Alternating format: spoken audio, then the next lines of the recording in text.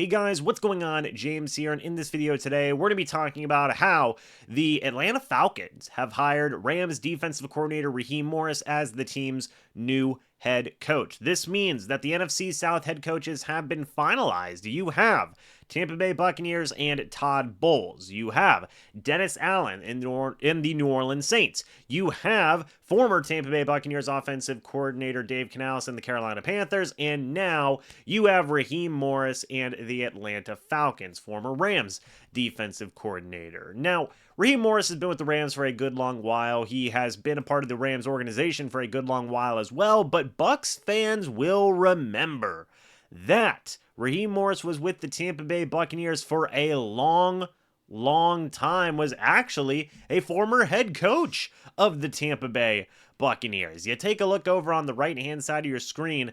Raheem Morris was with the Tampa Bay Buccaneers from 2002 all the way to 2005. He won a Super Bowl with the Tampa Bay Buccaneers. That's pretty darn incredible, all things considered. He had held defensive quality control coach, defensive assistant, assistant defensive backs coach. He then went to Kansas State in 2006. He came back to the Tampa Bay Buccaneers in 2007, was the defensive backs coach until 2008, was promoted to head coach in 2009 and was with the team for 3 seasons, then went to the Washington football team, the Washington Commanders, from 2012 to 2014 as their defensive backs coach. Then he went to the Atlanta Falcons, so he obviously has history with the Atlanta Falcons as well, from 2015 to 2019, assistant head coach, pass game coordinator, 2016 to 2019, wide receivers coach, 2020, defensive coordinator and interim head coach whenever they fired Dan Quinn from the head coaching position. Then he was the defensive coordinator from 2021 to 2023 for the Los Angeles Rams. Now he is back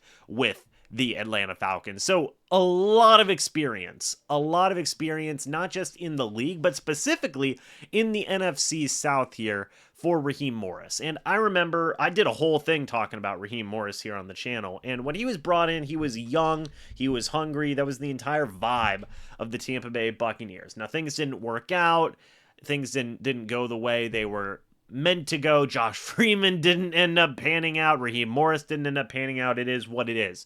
Since then, I think Raheem Morris has been on a journey. He now finds himself at 47 years old with, I would say, his coaching resume certainly well intact. He did some good things with the Falcons. He did some really good things with the LA Rams.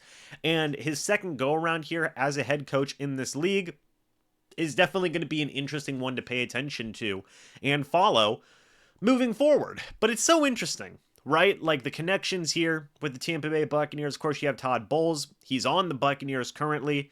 Dave Canales has a deep connection with the Tampa Bay Buccaneers. Raheem Morris has a deep connection with the Tampa Bay Buccaneers. It's just interesting how the NFC South has, in some way, shape, or form, made so many connections here with the Bucs between the Panthers and the Falcons. It's just interesting how these things work. But yeah, no Bill Belichick, by the way. No Bill Belichick for the Atlanta Falcons. It is Raheem Morris here moving forward. That's wild in my opinion. I thought for sure that Bill Belichick was going to be the next head coach of the Atlanta Falcons. It did not end up happening. And whether or not you believe that Raheem Morris is or isn't a better head coach than Bill Belichick, I think the answer is no.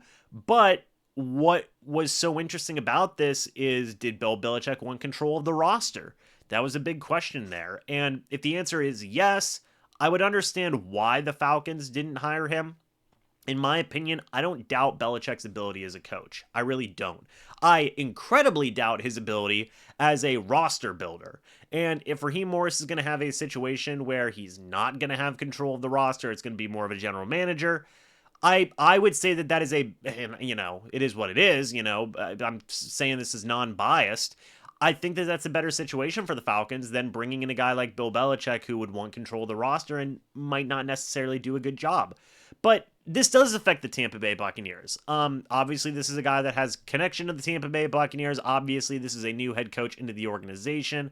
The Bucs are very, very familiar with Raheem Morris in the Rams and his time with the Bucs and his time with the Falcons. This is a guy that the Bucs know so well, and that he knows the Bucs so well. So this is going to be I think a fun, head-to-head whenever they do play each other twice a year. Maybe fun bit of a rivalry there for the Bucs and the Falcons going forward, and it just adds another layer, right? All the connections that Raheem Morris has to the Bucs based on his time with the Falcons and obviously the Tampa Bay Buccaneers themselves and with the Rams. Those are just all little nuggets that add into this rivalry going forward, that add into this situation going forward. But Raheem Morris is the new head coach of the Atlanta Falcons. I would love to get your guys' thoughts and opinions about this down in the comments section below.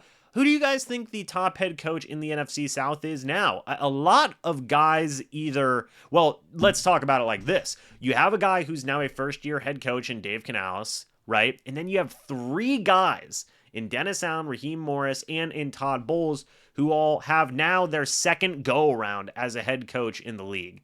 It's pretty interesting, man. Is that an inspiring group? I don't know. You guys tell me. Is Todd Bowles still the best head coach in the NFC South?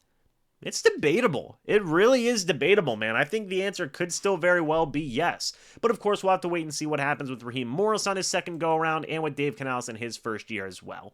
But again, let me know your guys' thoughts and opinions about this down in the comments section below. I would love to hear it. Thank you guys so much for watching this video. Hope you all enjoyed. And as always, guys, I'll see you all in the next video or the next live stream. But until then, and as always, guys, goodbye for now, and go Bucs.